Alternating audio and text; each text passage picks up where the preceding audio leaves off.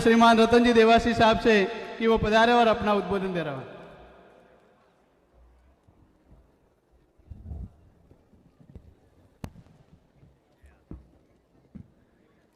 आज के हमारे इस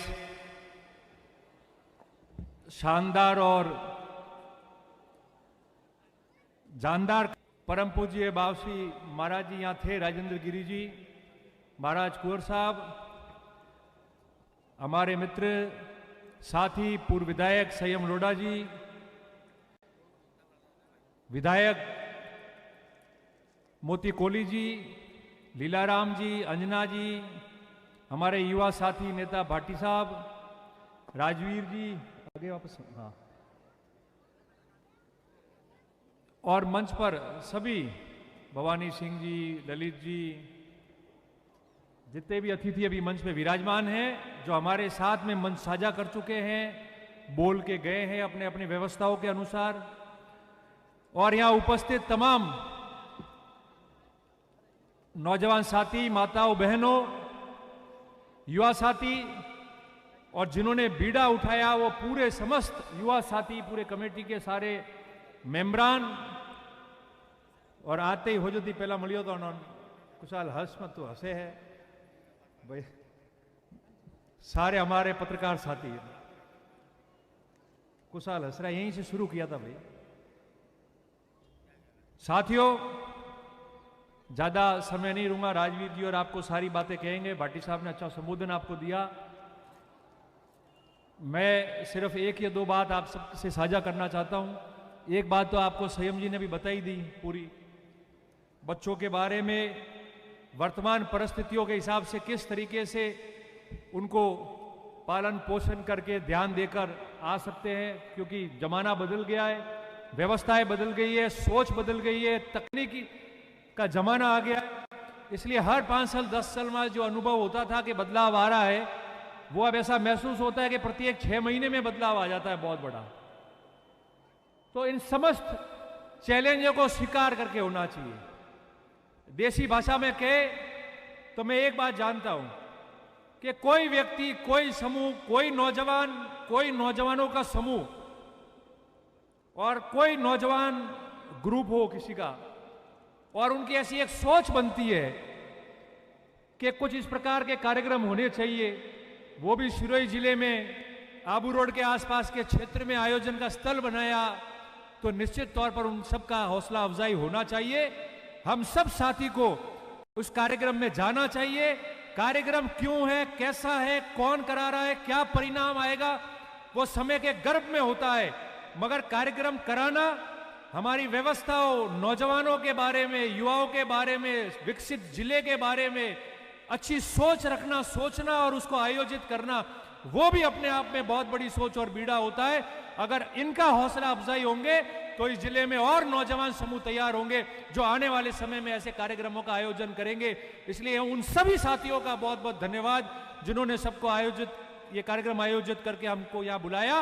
और मैं आप सबसे भी निवेदन करता हूँ कि ये तमाम नौजवान साथी जिन्होंने आप सबको यहाँ आमंत्रित किया और हम लोग आए, आप उन सब के लिए एक शानदार ताली बजा के उनका धन्यवाद ज्ञापित करो, ताकि उनके हौसला अफजाई हो जाता है। और ढीली सर्दी रो टाइम है तो जोर दी बजाओ तो गर्मी आ गई, गर्मी में ढीली बजाओ तो ठा पड़े मोन की ढीली है, हम तो सियाला टाइम है, तो जोरदार तरीके से एक ताली बजा के आप इनका जो है वो हौसला अफजाई करें।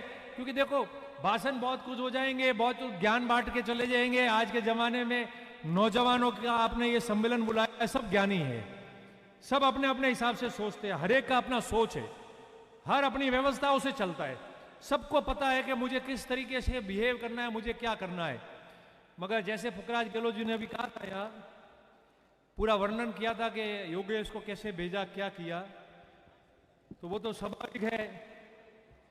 एक मूंगतलारो मिट्टी रो लाल बनियो छोकरा विदेश में लियो ने, छोकरो विदेश जाए विदेश री मिट्टी रो वेन ने पसे पासो मूंगतलारो लाल बनवा है और हो जो नटे भेला की दाए, वही अपने आप में मोटी बात है। तो उसके लिए भी आपको बधाई। और मैं इतना ही कहता हूं क्योंकि योगेश गहलोत का मैं देखता हूं योगी शो, उन्होंने यूके में भी शानदार तरीके से अपना योगी शो चलाया है, अच्छे लोगों के साथ में उन्होंने संवाद किया है, अच्छे लोगों के साथ मिलते हैं, टॉक शो के रूप में, इंटरव्यू के रूप में, वहां अच्छे लोगों से संपर्क करके उन्होंने काम किया है।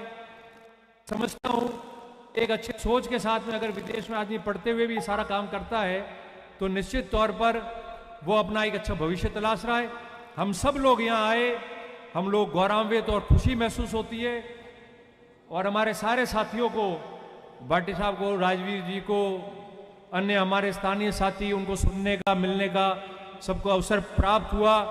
और मैं शुभकामनाएं प्रेषित करता हूं कि आगामी समय में आप और ऐसे कार्यक्रम आयोजित करो जिसके बारे में हम नौजवानों के बारे में, इस जिले के विकसित होने के बारे में, और हम इस आने वाली पीढ़ी में जो बहुत सारे चैलेंजेस भी हो रहे हैं, ऐसा नहीं है, क्योंकि पुराने लोग हमारे हमको सिखाते थे धैर्य कैसे रखना, आज धैर्य ज्यादा रखते नहीं, समय के हिसाब से कैसे चलना, किस प्रकार से सारे कामों को करना, कहीं ना कहीं चूक भी तो हो रही है, उसको भी हमको जो है सीखना। क्योंकि कई केस हम देखते हैं छोटा मोटा, कहीं नंबर कमी आ जाती है पढ़ने में, बहुत मेहनत करते हैं, आधे मार्क से 1 मार्क से चूक जाते हैं, अप्रिय घटना सामने आ जाती है। ये सारे भी चैलेंज है, तो धैर्य रखना, उसको सहन करना, संघर्ष करना, जीवन अपने आप में एक संघर्ष है, उस संघर्ष को तो देना ही है। जब ईश्वर ने इतना मनुष्य जीवन दिया है तो संघर्ष तो सहन करना पड़ेगा। और सुख दुख, सुख अच्छी तरह से निकल जाता है, दुख के पहाड़ भी आते हैं। पढ़ाई करते समय भी सबको महसूस होता है कि मैं चूक गया, तो उसको लेकर हम कोई ऐसी घटना नहीं करें जिसकी वजह से पीछे परिवारजनों को भी बहुत दुख का सहन करना पड़े। ये तमाम चैलेंज हम नौजवानों के सामने है, उसको लेकर भी हमको आगे बढ़ना पड़ेगा। मैं आपसे यही निवेदन करता हूं कि सब मिलकर ऐसे कार्यक्रम आयोजित करते रहे ताकि एक दूसरे को मिलते रहे और अच्छे संवाद होते रहे। यही आशाओं के साथ आप तमाम लोगों का आभार और भविष्य की सभी को बहुत बहुत शुभकामनाएं। बहुत बहुत धन्यवाद। जय हिंद। आभार।